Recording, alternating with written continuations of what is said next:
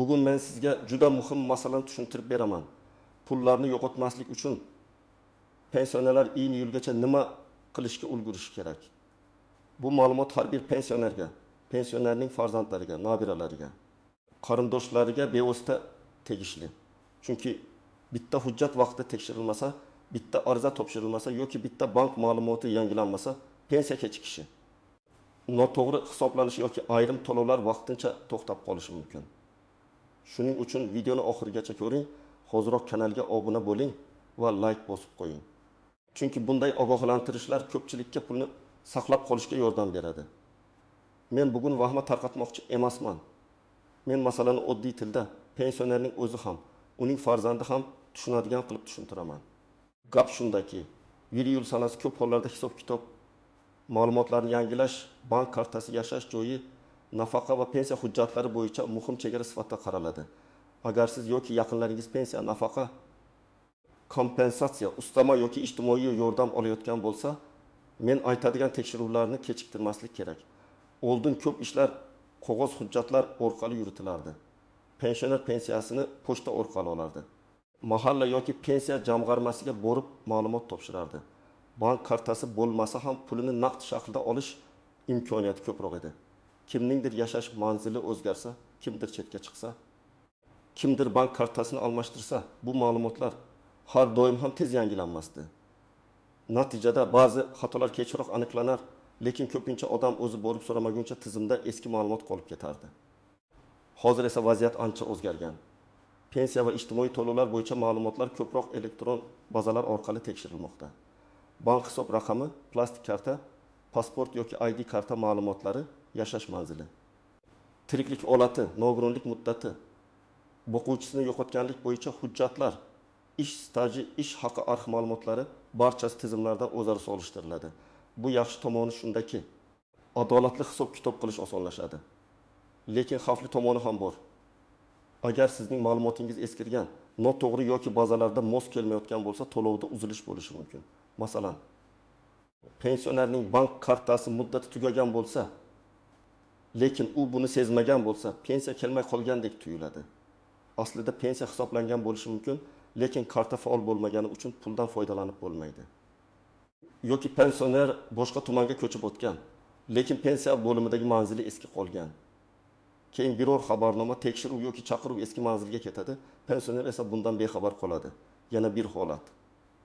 Nogironlik guruh muddati vaqtincha belgilangan bo'lsa, u muddat tugagandan keyin tibbiy ko'rikdan qayta o'tish kerak bo'ladi.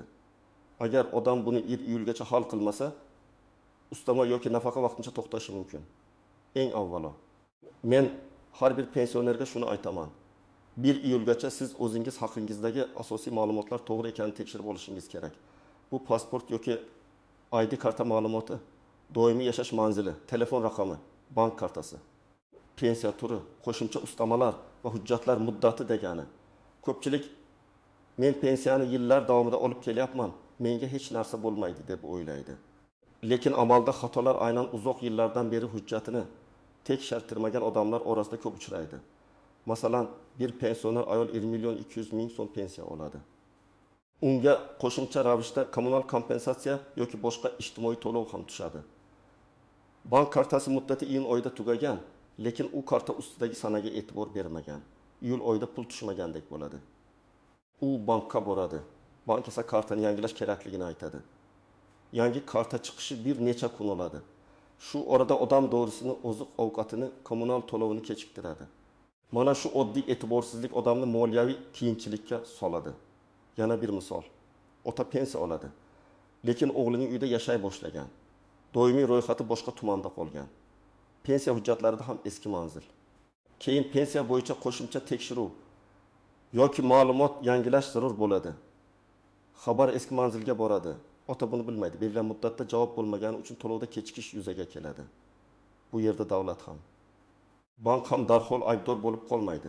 Chunki tizimdagi manzil eskirgan. Shuning uchun men har doim aytaman, pensiya masalasida manzil va telefon raqami oddiy ma'lumot emas, pulingiz bilan bog'liq ma'lumotdir. Birinchi navbatda bank kartasi muddati iyun yoki iyul oylariga to'g'ri keladigan pensionerlar e'tiborli bo'lish kerak. Kartangizni olib qarang. Unda oy va yil yozilgan bo'ladi. Agar muddat ning 6 yoki ning 7 oylarga to'g'ri kelsa, bank oldindan boring. Pul tushgandan keyin boraman deb kutmang. Chunki karta muddati tugasa, pul kelgan bo'lsa ham undan foydalanish qiyinlashadi. Ayrim holatda bank hisob raqami faol bo'ladi, lekin plastik karta ishlamaydi. Pensioner esa bankomatdan pul ola olmay, pensiyam tushmadi deb o'ylaydi. Ikkinchi guruh vaqtincha nogironlik guruhi bo'yicha pensiya yoki nafaqa oluvchilar. Agar nogironlik muddati tugayotgan bo'lsa, tibbiy ko'rik, demak yoki tegishli tibbiy komissiya masalasini oxirgi kunga qoldirmang. Hujjat yig'ish, shifokor ko'rigidan o'tish, tahlillar topshirish vaqt oladi. Masalan, bir kishining nogironlik muddati 30-iyunda tugaydi. U 20-iyunda poliklinikaga borsa, barcha hujjatni 2 kunda hal qilish qiyin. Natijada iyul oyi uchun to'lov vaqtincha to'xtashi mumkin. Keyin qayta tiklansa ham odam bir necha hafta pulsiz qolib ketadi. 3-guruh. Boquvchisini yo'qotganlik pensiyasi yoki nafaqasini olayotgan oilalar. Bunda bolalarning o'qishi, yoshi, kunduzgi ta'limda ekanligi kabi ma'lumotlar muhim bo'lishi mumkin. Agar farzand 18 yoshdan oshgan bo'lsa va o'qishda davom etayotgan bo'lsa, ta'lim muassasasidan ma'lumotnoma kerak bo'lishi mumkin.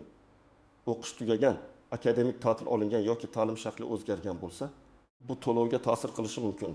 O'zi bilishadi deb kutmaslik kerak. Hujjatni o'z vaqtida topshirgan odam o'z pulini himoya qiladi.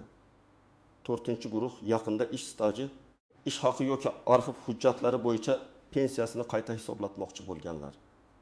Ba'zi pensionerlar eski ish joyidan ma'lumot topadi, lekin uni topshirishga shoshilmaydi. Masalan, 1985-1995 yillardagi ish haqi haqida arxivdan ma'lumot chiqsa, pensiya miqdori o'sishi mumkin. Lekin hujjat stol ustida yotaversa, oshirilgan pensiya ham kechikadi. Agar iyulgacha topshirsangiz, keyingi hisob kitoblarda inobatga olinishi osonroq bo'ladi. Albatta, har bir holat alohida ko'riladi, lekin kechiktirish hech qachon foyda bermaydi. Agar sizning bank kartangiz yangi bo'lsa, muddati hali uzoq bo'lsa, pasport yoki ID karta ma'lumotingiz to'g'ri bo'lsa, yashash manzilingiz o'zgarmagan bo'lsa, nogironlik yoki boshqa qo'shimcha hujjatlaringiz muddatsiz bo'lsa, sizda katta xavotirga asos yo'q. Lekin baribir tekshirib qo'yish zarar qilmaydi. Chunki pensioner uchun eng yaxshi himoya bu oldindan aniqlik kiritishdir. Masalan, bir otaxon pensiyasini doimiy ravishda bank kartasidan oladi. Kartaning muddati 2027 yilgacha. ID kartasi yangi. Telefon raqami o'z nomida va faol. Doimiy ro'yxati ham hozir yashayotgan joyi bilan bir xil. Bunday holatda u faqat bank ilovasi, SMS xabarnoma yoki bankomat orqali pul tushishini kuzatib boradi. Biroq u ham pensiya miqdori ustamalar, imtiyozlar to'g'ri hisoblanayotgani vaqti bilan tekshirtirib tursa yaxshi bo'ladi. Yana bir misol, onaxon pensiyasini pochta orqali oladi. U ko'chmagan, hujjatlar joyida. Pensiya har oy bir xil tartibda keladi.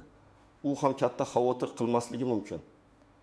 Lekin pochta orqali olishda ham uyda bo'lmaslik, ishonchnoma muddati, tiriklikni tasdiqlash yoki boshqa rasmiy jarayonlar bo'lishi mumkin. Shuning uchun meniki pochta, menga tegishli emas deyish noto'g'ri. Har qanday to'lov turida ma'lumot to'g'riligi muhim. Endi juda muhim nozik joylarga o'tamiz. Birinchisi, ayrim pensionerlar pensiyani o'zi emas, ishonchnoma orqali boshqa odam oladi. Masalan, onaxon yura olmaydi, o'g'li yoki qizi uning nomidan pul oladi. Bu yerda ishonchnoma muddati juda muhim. Ishonchnoma muddati tugagan bo'lsa, pul berilmaydi yoki bank operatsiyani rad etadi. Keyin odam pulimni berishmayapti deb o'ylaydi. Aslida hujjatning muddati tugagan bo'ladi. Shuning uchun ishonchnomani 1000 iyulgacha tekshiring. Notarius orqali berilganmi? Bank ichidagi vakolatnomami, muddati qachongacha, aynan qaysi amallar uchun berilgan? Bularni aniqlab oling. Ikkinchi istisno, chet elga chiqqan pensionerlar. Agar pensioner uzoq muddat boshqa davlatda bo'lsa, pensiya to'lovlari bo'yicha qo'shimcha tartiblar bo'lishi mumkin. Ba'zi holatlarda tiriklikni tasdiqlash, konsullik hujjatlari, bank hisob raqamining faolligi kabi masalalar paydo bo'ladi. Agar sizning ota-onangiz Rossiya, Qozog'iston, Turkiya yoki boshqa davlatda farzandlari bilan yashayotgan bo'lsa, pensiya o'zi tushaveradi deb beparvo bo'lmang. Telefon orqali pensiya bo'limi yoki bankdan aniq ma'lumot oling. Chet elda yurib, kartani yo'qotish yoki telefon raqamiga SMS kelmay qolishi juda ko'p muammo tug'diradi. Uchinchi nozik masala, pasport yoki ID karta almashtirilgan bo'lsa, barcha joyda ma'lumot avtomatik yangilanadi deb o'ylamang. ko'p tizimlar bog'langan, lekin amaliyotda ba'zan bankdagi ma'lumot eski qoladi. Pensiya bo'limida telefon raqami eski bo'ladi yoki elektron bazada yozilish farqi chiqadi. Masalan, familiyada bitta harf boshqacha yozilgan bo'lsa ham, ayrim tizimlar moslikni topolmay qolishi mumkin. Shu sababli yangi ID karta olgan bo'lsangiz, bankka ham, pensiya mas'ullariga ham ma'lumot yangilanganini tekshirtiring. 4-nozik masala. Pensionerning nomida bir nechta karta bo'lishi. Ba'zilar eski kartani ishlatmay qo'yadi, yangi karta oladi, keyin pensiya qaysi hisobga tushayotganini bilmaydi. Bankdagi xodim bilan aniq gaplashing. Pensiya qaysi karta yoki hisob raqamiga bog'langan, eski karta yopilganmi yoki yo'qmi, yangi kartaga avtomatik o'tganmi? Ayniqsa bank o'zgartirgan bo'lsangiz. Albatta pensiya to'lovlari uchun yangi hisob ma'lumotlari topshirilganiga ishonch hosil qiling. Yana bir muhim holat. Pensioner vafot etganidan keyin ham karta qarindoshlar qo'lida qolishi mumkin. Men buni alohida aytaman. Chunki bu juda jiddiy masala. Vafot etgan odam nomiga tushgan pullarni olish qonuniy muammo tug'dirishi mumkin. Meros daf puli oxirgi to'lovlar alohida tartibda rasmiylashtiriladi. Qarindoshlar baribir oilaning puli deb kartadan pul yechib olsa, keyin qaytarish, tushuntirish, hatto javobgarlik masalasi chiqishi mumkin. Shuning uchun har qanday o'zgarish rasmiy xabar qilinishi kerak. Eng ko'p uchraydigan xato pensioner bank kartasining muddatiga qaramaydi. Karta ustida yozilgan sana juda muhim. Agar muddat tugagan bo'lsa, karta orqali to'lov qilish, bankomatdan pul olish. Ayrim hollarda SMS tasdiqlash qiyinlashadi. Buni oldindan hal qilish eng oson yo'l. Ikkinchi xato telefon raqamini almashtirib hech kimga xabar bermaslik. Bank SMSlari, tasdiqlash kodlari, ayrim xabarnomalar eski raqamga ketadi. Pensioner esa yangi raqam ishlatadi. Keyin kartadagi pulni tekshira olmaydi. Bank ilovasiga kira olmaydi. Xabarlardan bexabar qoladi. Telefon raqamingiz o'zgargan bo'lsa, bankda ham kerak bo'lsa pensiya bo'limida ham yangilang. Uchinchi xato hujjatlarni farzandlar keyin qilamiz deb cho'zishi. Men farzandlarga ham murojaat qilaman. Ota-onangizning pensiyasi ularning oziq-ovqati, dori darmoni, kommunal to'lov, kundalik xarajati. Siz uchun bitta ariza yoki bankka borish mayda ishdek tuyulishi mumkin, lekin ular uchun bu butun oylik daromad. Shuning uchun 1 iyulgacha bir kun vaqt ajratib, hujjatlarni tekshirib qo'ying. 4-xato og'zaki gaplarga ishonish. Mahalladagi falonchi aytdi, hammaning pensiyasi to'xtar ekan. Bankdagi tanishim aytdi, karta almashtirmasa pul kuyarkan degan gaplar ko'p tarqaladi. Men sizga mutaxassis sifatida aytaman. Har bir holatda rasmiy manbadan aniqlang. Pensiya jamg'armasi, bank, davlat xizmatlari markazi, mahalla mas'ullari yoki rasmiy telefon liniyalari orqali so'rang. Mish-mish odamni qo'rqitadi, rasmiy ma'lumot esa muammoni hal qiladi. Endi eng kerakli qismga o'tamiz. 1 iyulgacha aniq nima qilish kerak? Birinchi qadam, hujjatlaringizni bir joyga yig'ing. Pasport yoki ID karta, pensiya guvohnomasi bo'lsa, u bank kartasi, telefon raqam. Ishonchnoma bo'lsa, ishonchnoma, nogironlik hujjatlari, tibbiy xulosalar, o'quvchisini yo'qotganlik bo'yicha hujjatlar, o'qish ma'lumotnomalari, ish staji yoki arxiv hujjatlari. Bularni alohida papkaga solib qo'ying. Pensionerning hujjati tarqoq bo'lsa, muammo chiqqanda hamma joydan qidirishga to'g'ri keladi. Ikkinchi qadam, bank kartasini tekshiring. Karta muddati, karta egasining ismi, familiyasi, SMS xabarnoma ulangan-ulanmaganini biling. Agar karta muddati tugayotgan bo'lsa, bank filialiga boring. O'zingiz borolmasangiz, bankdan vakil orqali yoki ishonchnoma bilan qanday tartib borligini so'rang. Bankka borganingizda, men pensiya olaman. Kartamning muddati tugayapti. Pensiya to'lovlari uzilmasligi uchun nima qilishim kerak deb aniq ayting. Shunda xodim masalani umumiy karta sifatida emas, pensiya to'lovi bilan bog'liq karta sifatida ko'radi. 3-qadam. Pensiya bo'limi yoki tegishli tashkilotda ma'lumotlarni tekshiring. Sizning FIO, tug'ilgan sana ID raqam, yashash manzili, telefon raqam, pensiya turi to'g'ri kiritilganmi, shuni so'rang. Agar manzil o'zgargan bo'lsa, tasdiqlovchi hujjat bilan murojaat qiling. Agar telefon raqam o'zgargan bo'lsa, yangi raqamni qoldiring. Agar qayta hisoblash uchun hujjatingiz bo'lsa, ariza bilan topshiring va topshirganingiz haqida qayd yoki kirim raqamini oling. 4-qadam, qo'shimcha to'lovlar va ustamalarni tekshiring. Masalan, nogironlik ustamasi, parvarish bilan bog'liq to'lov, o'quvchisini yo'qotganlik nafaqasi, kommunal kompensatsiya yoki boshqa imtiyozlar bo'lishi mumkin. Har birining sharti bor. Biri yoshga bog'liq, biri hujjat muddati bilan bog'liq, biri oilaviy holat bilan bog'liq, biri o'qish ma'lumotnomasi bilan bog'liq. Pensioner faqat asosiy pensiyani emas, qo'shimcha pulini ham yo'qotmaslikka e'tibor qilish kerak. 5-qadam, agar sizda ish staji, ish haqi bo'yicha yangi hujjat topilgan bo'lsa, uni kechiktirmang. Eski korxona yopilgan bo'lsa, arxivga murojaat qiling. Arxivdan ma'lumot olish vaqt talab qilishi mumkin. Ba'zan korxona nomi o'zgargan bo'ladi. Ba'zan hujjatlar tuman yoki viloyat arxivida bo'ladi. Agar hujjat topilsa, pensiya qayta hisoblanishi mumkin. Masalan, odam 30 yil ishlagan. Lekin pensiya tayinlanganda ayrim yillar inobatga olinmagan bo'lishi mumkin. Keyinchalik arxiv ma'lumoti topilsa, pensiya oshishi ehtimoli bor. Bunday imkoniyatni qo'ldan boy bermang. 6-qadam. Farzandlar ota-onasiga yordam berishi kerak. Men buni alohida ta'kidlayman. Ko'p pensionerlar bank ilovasi, SMS, elektron navbat, davlat xizmatlari kabi masalalarda qiynaladi. Farzandlar o'zingiz borib keling demasligi kerak. Birga boring, navbat oling, savolni yozib oling, xodimning javobini tushuntirib bering. Agar ariza topshirilsa, nusxasini saqlang. Agar kart almashtirilsa, PIN kodni xavfsiz saqlashni tushuntiring. Hech qachon PIN kodni begonalarga aytmaslik kerakligini eslating. 7-qadam, firibgarlardan ehtiyot bo'ling. Hozir pensiyangiz to'xtamasligi uchun kodni ayting. Kartangizni yangilab beramiz. 1000 iyulgacha ro'yxatdan o'tmasangiz pulingiz kuyadi deb qo'ng'iroq qiladigan firibgarlar ko'paygan. Bank hech qachon telefon orqali kartangizning to'liq raqamini, PIN kodini, SMS kodini so'ramaydi. Pensiya bo'yicha rasmiy xodim ham sizdan maxfiy bank kodlarini talab qilmaydi. Agar shubhali qo'ng'iroq bo'lsa, darhol telefonni qo'ying va bankning rasmiy raqamiga o'zingiz qo'ng'iroq qiling. Agar siz pensiya bo'limiga yoki bankka ariza yozsangiz, arizada masalani aniq yozing. Masalan, pensiya to'lovlari bo'yicha bank karta ma'lumotlarimni yangilashni so'rayman. Telefon raqamim o'zgargani sababli yangi raqamni bazaga kiritishni so'rayman. Ish stajim bo'yicha taqdim etilgan arxiv ma'lumotini pensiya hisob kitobida ko'rib chiqishingizni so'rayman. Ariza umumiy va noaniq bo'lsa, javob ham cho'zilishi mumkin. Aniq yozilgan ariza tezroq ko'rib chiqiladi. Arizaga ilova qilgan hujjatlaringizni sanab yozing. Masalan, ID karta nusxasi, bank hisob raqam ma'lumoti, arxiv ma'lumotnomasi, tibbiy xulosa, o'qish joyidan ma'lumotnoma. Arizani topshirganda kirim raqamini yoki qabul qilingan sanani yozib oling. Bu keyin men topshirgan edim degan gapni isbotlash uchun kerak bo'ladi. Faqat og'zaki topshirib ketish yaxshi emas. Hujjatda iz qolishi kerak. Agar masala hal bo'lmasa, darhol janjal qilish shart emas. Avval qaysi hujjat yetishmayotganini so'rang. Keyin yozma javob berishlarini iltimos qiling. Yozma javobda sabab ko'rsatiladi. Sababni bilsangiz, muammoni hal qilish osonlashadi. Masalan, bank hisob raqami faol emas desa, yangi hisob ochasiz.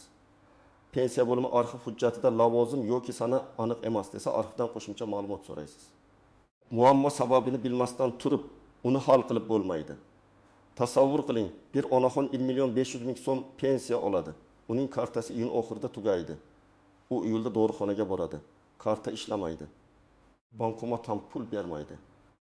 Onaxon pensiyamni kesib qo'yishdi deb qo'rqadi.